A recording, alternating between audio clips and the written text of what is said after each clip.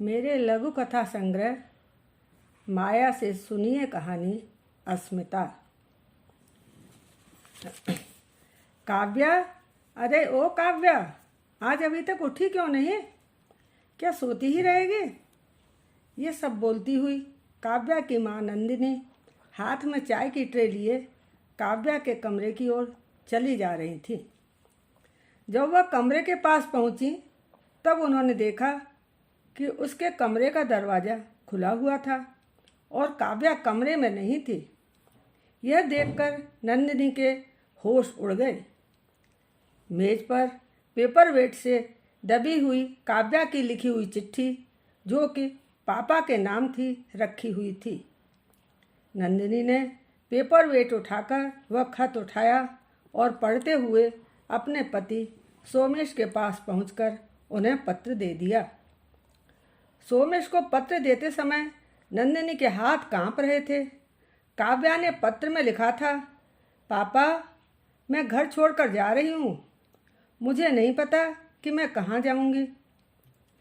काव्या एक प्रतिष्ठित कंपनी में जनरल मैनेजर के जिम्मेदारी वाले पद पर कार्य करती थी। ऑफिस से वापस आते समय कई बार उसे विलंब हो जाता था। इसके अलावा घर पर भी ऑफिस के काम से संबंधित फोन उसके पास आते रहते थे। काव्या के पति शौर्य को यह बर्दाश्त नहीं होता था। परिणाम स्वरूप आए दिन दोनों में झगड़ा होता रहता था।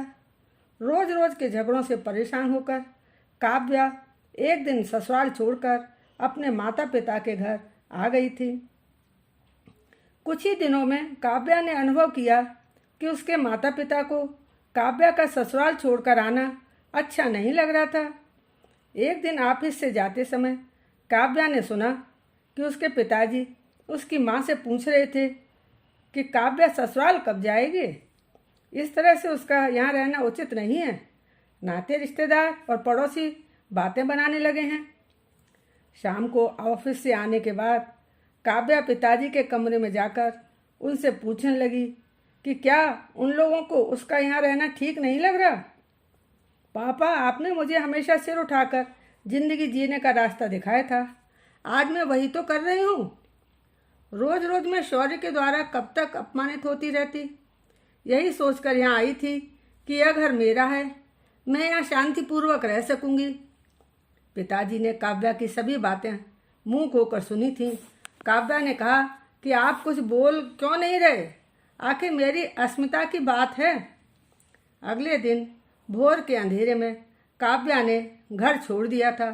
वह किसी भी परिस्थिति में अपनी अस्मिता को दांव पर नहीं लगा सकती थी।